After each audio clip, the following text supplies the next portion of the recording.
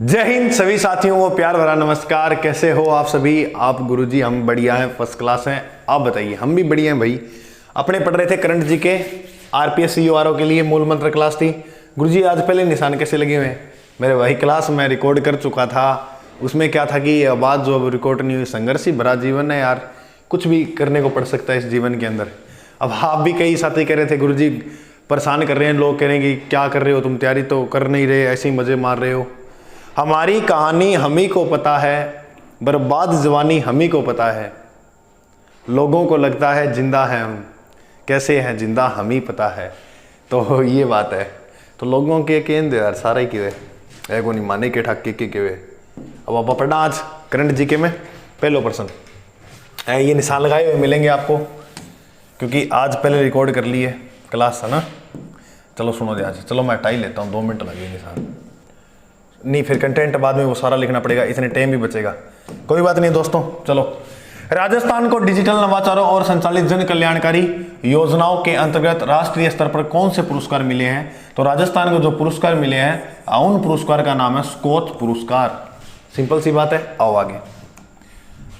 दिसंबर 2022 को लोक संस्कृति के अनूठे पर्व शिल्पग्राम उत्सव, याद रखना कौन सा उत्सव, शिल्पग्राम उत्सव का आयोजन कहाँ हुआ? तो यह आयोजन हुआ था उदयपुर में। कहां पर हुआ? उदयपुर में।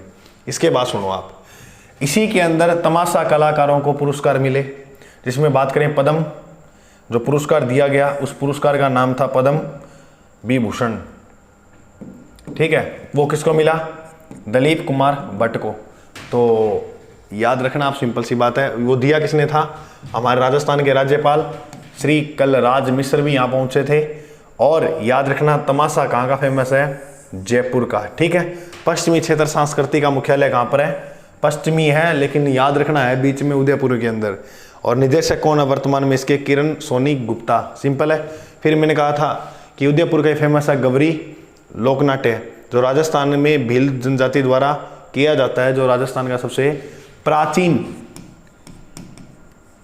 लोकनाट्य है। इसे राई के नाम से भी जाना जाता है। ठीक है, याद रखना।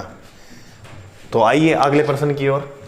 अगला प्रश्न जो है वो ये कह रहा है कि भारत पाकिस्तान विजय दिवस के दौरान the flag foundation of India द्वारा कोणार्क युद्ध स्मारक पर कितने फीट का राष्ट्रीय ध्वज फहराया गया था?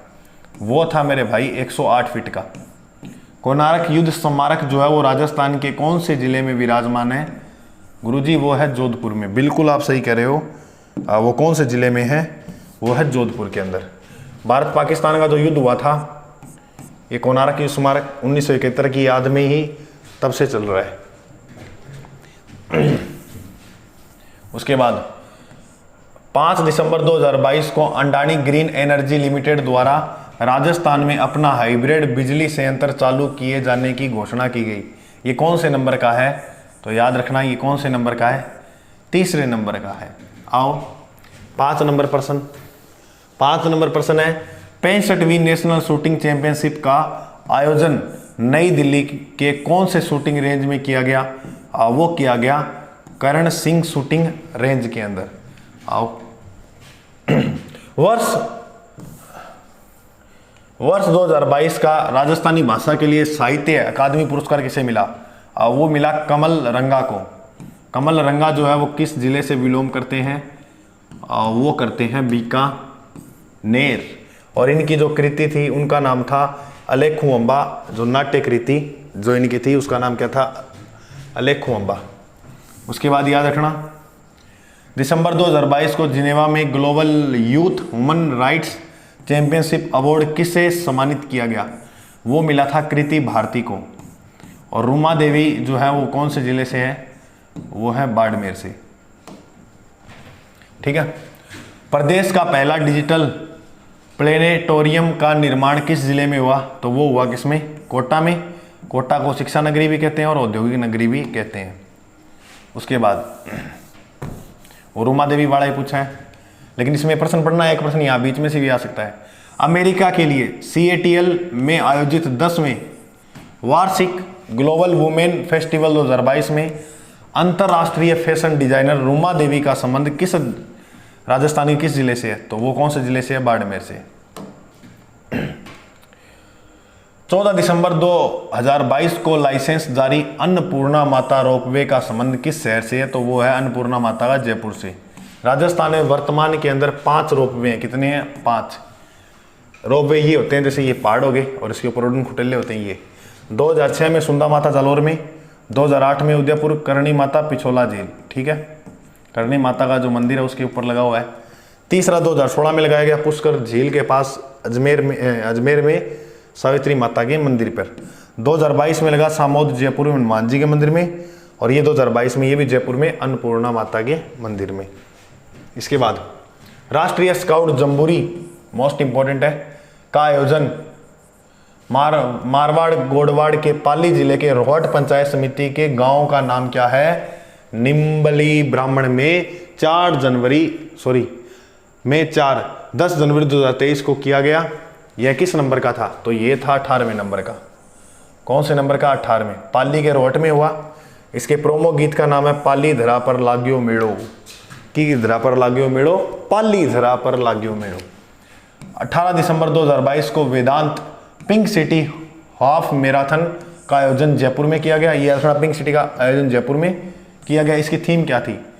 Run for zero hunger. देखो मैंने कहा पिंक सिटी जयपुर है, ब्लू सिटी जोधपुर है, व्हाइट सिटी उदयपुर है और येलो सिटी जैसलमेर। इनकी स्थापना और बताई थी। जयपुर की स्थापना 1727 में हुई, जोधपुर की 1459 में, और उदयपुर की 1559 में, और जैसलमेर की 1155 में। 15 दिसंबर 2022 को भारतीय शिल्प संस्था के परिसर में डेल्फिक मूवमेंट के कौन से स्थापना दिवस पर आयोजित आर्ट कैंप रंगीलो राजस्थान कार्यक्रम का आयोजन हुआ? ये 28वें नंबर का है। कौन से नंबर का है? 28वें नंबर का। दिसंबर 2022 को भारतीय सेना ने सुदर्शन प्रहार अभ्यास किस राज्य में किया? वो किया राजस्थान में। सुदर्शन वाला कहाँ हुआ? राजस्थान में। दिसंबर 2022 में 67वें राज्य स्तरीय सीनियर वॉलीबॉल चैंपियनशिप का आयोजन कहाँ पर हुआ? ये बीकानेर में हुआ। इसकी पीडीएफ जो है नोट्स सारे जितने भी पढ़ाए मैंने वो अपने टेलीग्राम चैनल पे मिल जाएगी, जीके भाई अजय सर पे, ठीक है। तो ये क्लास निशान इसलिए लगे हुए आगे आज, और पहले वो रिकॉर्ड हो गई थी। मैं आपको बता दूं दोस्तों, ये वाले साथी किसी को नहीं पता है, मैंने बी पार्ट की क्लास शुरू कर दी है महत्वपूर्ण प्रश्नोत्तरी की। इसके अंदर मैं आपको ओल्ड पेपर भी करवा रहा हूँ, प्लस जो न्यू प्रश्न पैटर्न के आधार पे वर्तमान में आएंगे वो सारे। ये क्लास में हम मान के चलना, हम प्रश्नों का जो आंकड़ा वो 30+ लेके चलेंगे एग्जाम के अंदर। गुरुजी 40 नंबर आएंगे, 30 कैसे करें आप? क्योंकि कई प्रश्न योजनाओं के भी आएंगे। मैं केवल अभी बी पार्ट में वो नगर पालिका करवा रहा हूँ, ठीक है, योजनाओं के भी प्रश्न नहीं लेके आए हैं।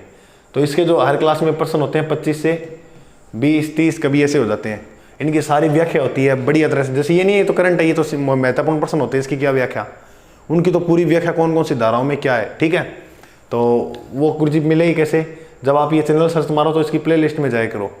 प्लेलिस्ट में जाओ तो ऊपर लिखा होगा नगर पालिका अधिनियम बी पार्ट की महत्वपूर्ण प्रश्नोत्तरी, ठीक है। ब्रह्मास्त्र क्लासेज रहेंगी, वो चिंता करने की कतई जरूरत नहीं है। मिलते हैं अपने अगले भाग में।